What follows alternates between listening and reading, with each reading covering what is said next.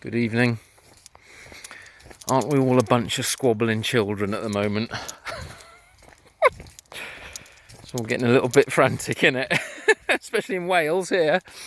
Suddenly the whole new debate around masks has reignited itself.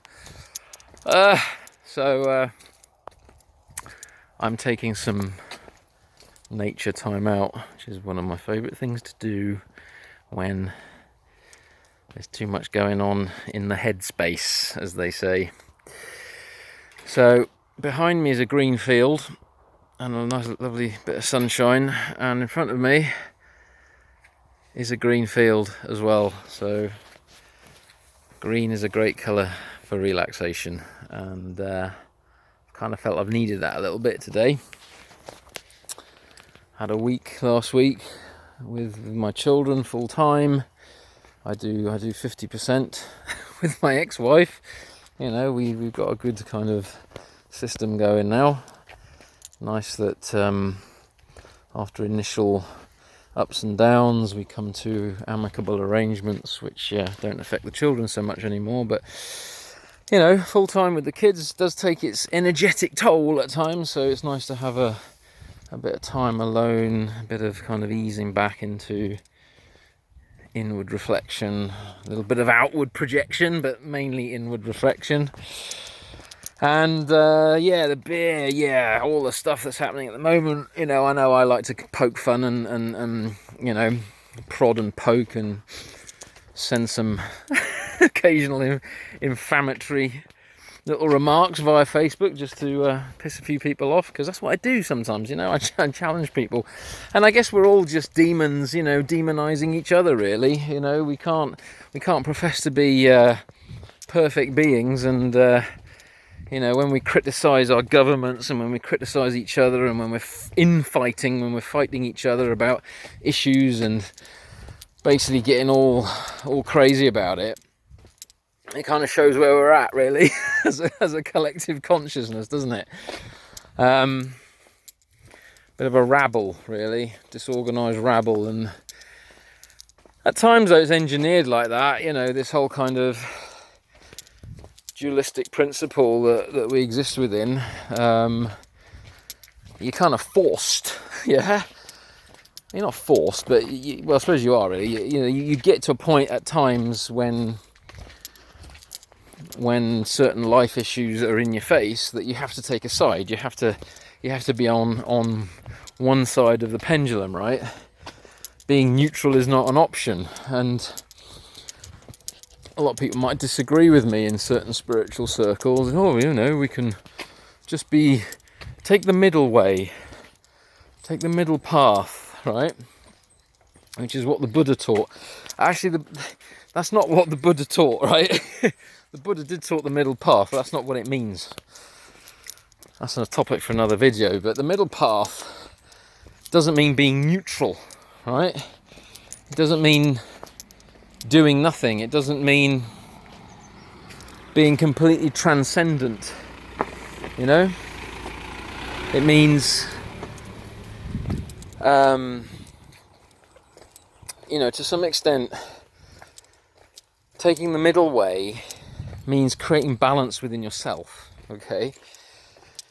But that doesn't mean that you don't stand up for truth and justice, whatever truth and justice is for you from a subjective perspective, okay? Because ultimately everyone thinks they're in their truth when they're speaking their truth, right? Based on their level of consciousness and where we are at within that moment. So most people's truths are different depending on their perspectives and their subjective filters. So when you're in this creation, you kind of got to play your role, right? And the kind of the ancient teachings talk about, they don't talk about reaching this state of non-dualistic absolute objectivity, this heavenly state of nirvana, which again the Buddhists talk about in terms of a state of being to attain, okay? Nirvana basically means extinction, right?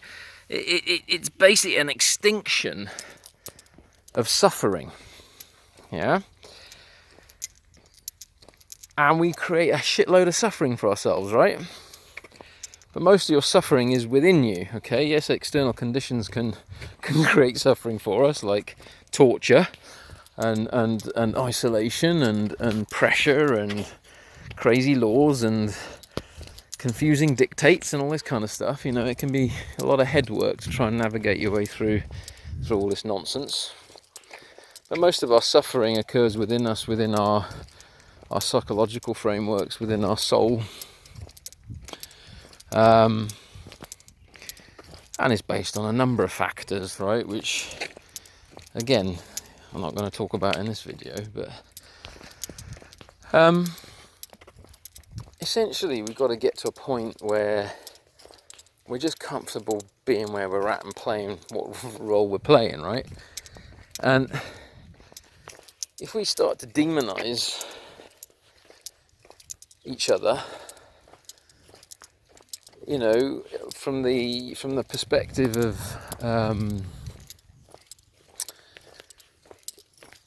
if we start to demonize each other from the perspective of us thinking that we're right, then ultimately we're not really any different to who we're demonizing.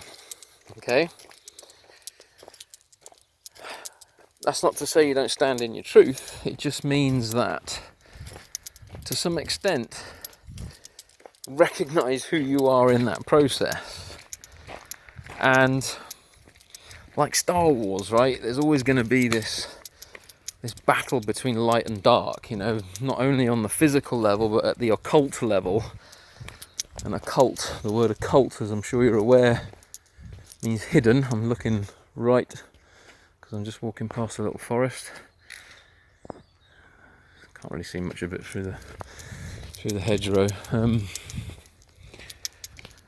But there's a beautiful green field here, which I'm going to just walk up to now. And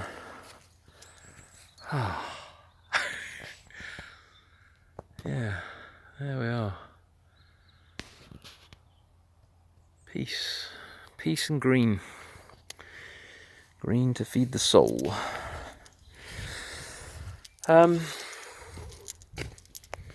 Yeah, so there's this war going on, right? Light and dark. It's always happening. There's always this kind of transference of energy. Oh dear. Ah dear, oh dear. Here we go. We have a slightly, or very dead squirrel there. Bless it. I'm not going to pick it up because it looks like it's a few days old and it might have quite a lot of fleas on it. I don't really want to pick them up, but yeah, a great example of the impermanence of life, okay? But this constant interplay between light and dark never ends, right? You know, you don't. One depends on the other, and vice versa.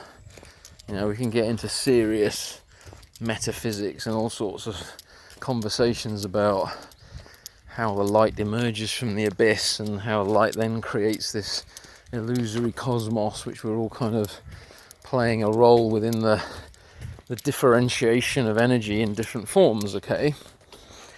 But from a more grounded level, from a more grounded perspective, within a human body, within a humanoid physical vehicle, we have to play our part. We have to play our role to some extent within society, within family, within relationships. And if we try to transcend our way out of it, because it gets a bit difficult, we're not getting the point, right? By transcending, by saying I'm above this, I am beyond this, is a state of aversion, i.e. it means that you're pushing it away, you're not validating the experience. And like the Buddha taught, right, desire, attachment and aversion creates suffering, creates more karma. So you might be able to transcend your way out of it for a bit, but it always brings you back. And the true path to ultimate liberation isn't necessarily transcending or bypassing your way out of physical experience. It's experiencing it fully, playing your role, but not being so identified with it. And in many teachings, including shamanism, it's a lot of teachings talk about being in the world, but not of the world. Okay, so having your feet firmly planted in the ground, being fully grounded in your experience, but not being too identified with it, not being too attached to it. So you play your role and you play it to the best of your ability, but you don't get too attached to the outcome. You see what's happening around you. You feel into your heart what feels true for you, what feels right for you. Okay? And you play that part, you play that role, you speak your truth, you act your truth. And that will, by default, create an energetic swing and division of opinion, division of action. It will create conflict, because we haven't quite got to a point as a humanity yet where we can actually allow people to exist no matter what side of the pendulum you're on, with free will choices, this kind of live and let live approach, right? There's plenty of places, plenty of room on this planet for us to exist how we want to exist and kind of find our relevant tribes. But the problem you're getting at the moment, which is what's causing so much angst, is this mandating will. Okay, we seem to be being subjected to more and more laws being thrown at us. And when you look at the laws, when you look at law, just because something is essentially been written down as law doesn't necessarily mean it's morally or societally correct or right. Yeah, I mean the Nazis, the SS, who were herding up prisoners of war and Jews and putting them into cattle trucks and gassing them, they were following the law, right? I'm protected by the law, my actions are fine, I'm just abiding by this law. My ass is covered. It might be covered at a physical level, right? Might be covered to your physical superiors, but God sees everything, right? And it ain't covered karmically. So we get to a point occasionally where actually I don't agree with this law. And that is then a personal choice whether you decide to abide by it or not. And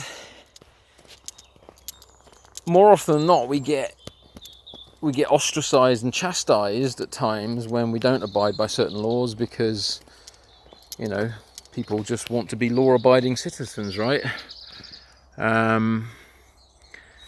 Be on a certain side of the pendulum where everything's all comfy and happy, and then we're just following all these laws and everything's going to be fine, safe and dandy.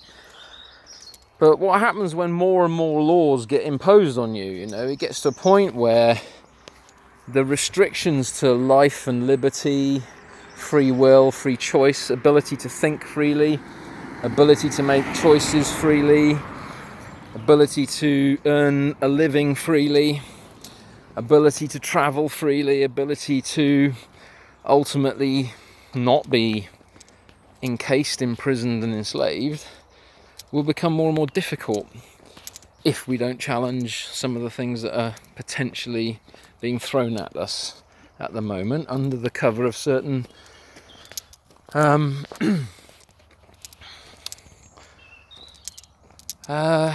the cover of certain black magical principles, let's call it. Yeah, don't need to go any further into that discussion, but we need to be careful that we're not kind of being hypnotized too much by a very well engineered and very well planned and very well disciplined system. And I'm sure most of the people who end up watching this video, and it's probably not that many, right? Because it's not after followers and stuff. It's kind of, if this touches a few people's minds and hearts, then great. But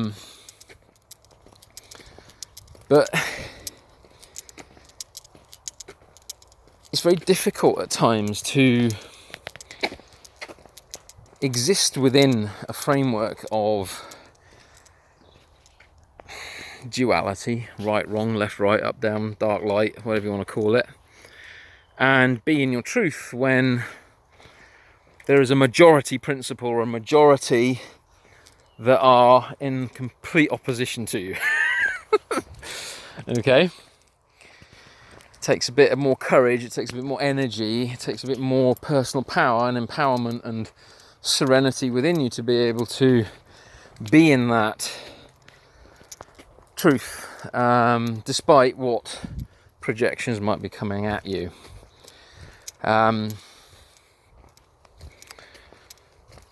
So anyone in that position right now, it's a bit like holding the line, right? You got an army coming at you, right? You got an army of thousands coming at you, and there's 10 of you up against a freaking wall with 3 rounds left in your freaking magazine, and it doesn't look very hopeful, right?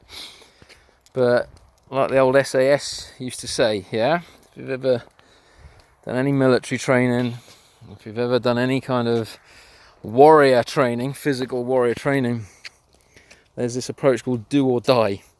Okay, do or die. If your back's up against the wall, stand true, do or die. And that's it. You know, simple as that. Stand in your truth, no matter what they freaking do to you. And I know I'm going to get challenged to live that truth that I've just spoken, because whenever I say stuff like that, things tend to happen in my life. I go, oh fuck yeah, remember doing a video on that once. Now Spirit's going, yeah, well, let's see how good you are at doing it. Let's see how hypocritical you are. So yeah, I suppose I'm going to have to expect something coming up my winging its way towards me soon. But, you know, whatever's going on, whatever you believe, whatever side of the pendulum you're on that's swinging at the moment, it's one pendulum, and it only moves when you feed it, right? But sometimes you're forced to feed it. You can't get off it, right? So you might as well just play the game, do or die. Play your role. Don't be too attached to the outcome, because it's the attachment to the outcome that causes your suffering. Yeah? It's the attachment to an outcome that an identification with an outcome, an over-identification with the roles that you play, that causes your suffering. So play your roles, do or die. You know, if I'm playing Monopoly with my kids, or if I'm playing a board game with my kids, I don't know, Harry Potter or something, and I end up being Hermione. I always end up being Hermione for some reason. I don't know why. Am I identified with being Hermione? No. I'll play Hermione. I'll move around the board. I'll get my points. I'll cast my magic potions and spells and do all that kind of stuff. And then when the game's over, I put the board away and forget about it. I don't give a toss whether I've won or lost. It's like, it's just a game, you know. If I get entrenched and engaged and attached to it, then I could get angry. I'll suffer, you know. My son, he gets really, really attached to the game, and you can tell his face goes bright red when he loses. You know, his hair starts standing on end, and it's getting busier now. Hold on a minute. Well, tractors, we've got everything going on. Yeah. So, whatever spiritual circles you're in at the moment, whether you're in a spiritual circle or not, everything's spiritual, right? Let's call it spiritual. Play your role. Don't seek to transcend where you're at. Play your role, play it fully, but without attachment, because that way we got a chance. That way we got a chance of bringing something to the table. Yeah.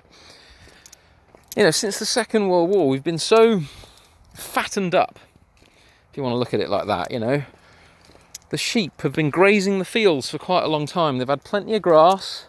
We've had everything we wanted. You know, our lifestyles have improved dramatically over the last 50, 60 years in terms of availability for food, you know, transport, holidays, travel, security, housing, all this kind of stuff. I'm not speaking for everyone on the planet right now, but the general trend in the West has kind of been to become more comfortable, right? And I don't think anyone can deny that. Yes, there's homeless people. Yes, there's people that are struggling. But in general, overall, you know, we're not doing too badly. And but that comfort zone creates apathy, right? That comfort zone creates a level of can't be arsedness, you know? So when the fattened calf, right, is asked to, in order for it to continue eating, or in order for it to continue its comfort zone, dance a jig for its farmer, run around the field 20 times, do 20 press-ups and whatever, right? It's going to do it, isn't it? It's going, oh, do you know what? It's only 20 laps of the field he wants me to do. It's only 50 press-ups. That's not a problem. I can still go and eat my grass. I can still have my fodder. I can still keep my comfort zone. And that's the way Pinocchio, right, got manipulated in the fairground. That's the way that he essentially got trapped and started to become a mule. Started to become a bond servant to the fairground master. So, if we don't play our roles, if we succumb to apathy, the demon of apathy, if we bicker and squabble and demonize each other too much, then we're all heading in a pretty horrific direction, I'm feeling. So it's time to wake up a little bit. It's time to set your stall. Don't transcend your freaking arse out of this. Get in the fucking game. Decide which side you want to play on. I don't care which side you want to play on. And just play it. But don't be attached to the outcome. That way, karmically, you've done your bit. Okay? Because when you give the outcome to God, when you give the outcome to the divine providence, when you give outcome to Great Spirit, Wankanpanka, whatever you want to call it, all right? Plenty of names for what is essentially the same thing. Then you've played your part, okay? And that's what you're here to do. You wouldn't be here otherwise, right? You're not here to consume. And look at this. See? This is what happens, right? When you give people more things to stick around their faces and consume, they start littering the countryside.